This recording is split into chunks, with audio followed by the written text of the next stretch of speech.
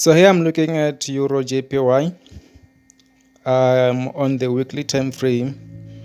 So here on the weekly time frame, I have to spot my highest level of the market, which is going to be that area over there, and I have to spot my lowest low of the market, which is going to be that area over there. So now I've identified the playground of the market, right? So this is the playground of the market. The market moved from resistance and then came back to give us a new support. From support, we're going back to that resistance, right? And within this whole movement, I've identified a trend. So I'm gonna take my trend line from this high right here, that being my higher high, and then my second higher high right there.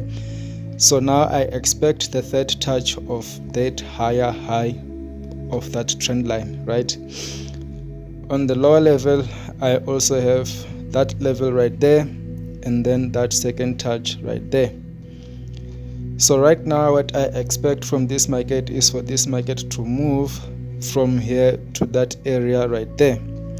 So as soon as the market reaches this area right here, which this being the area of value, when we look on to our left side of the market, this is the area of value. So I expect the market to give me that reversal patterns or candlesticks patterns when the market reaches these levels right here, because I can already see that I am on an uptrending market.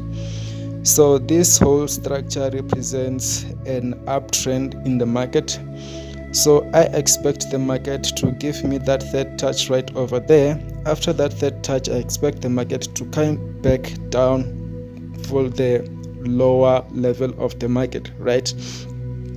So right now what I wanna do is to scale in, because we have already broken this area right here. We have already broken above this second touch of that trend line, right? So now what I have to do now is to go onto the lower time frame, which is gonna be the 4 hours time frame, just to see clearly what is really happening on this current market movement, right? So within this whole structure, I can see that the market has been moving. So I can just take my trend guideline from that level, connect it to those turning points right there.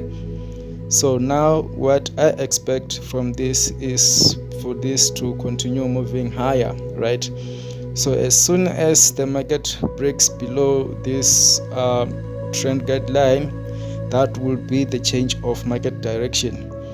So right now I don't expect the market to break below this trend guideline.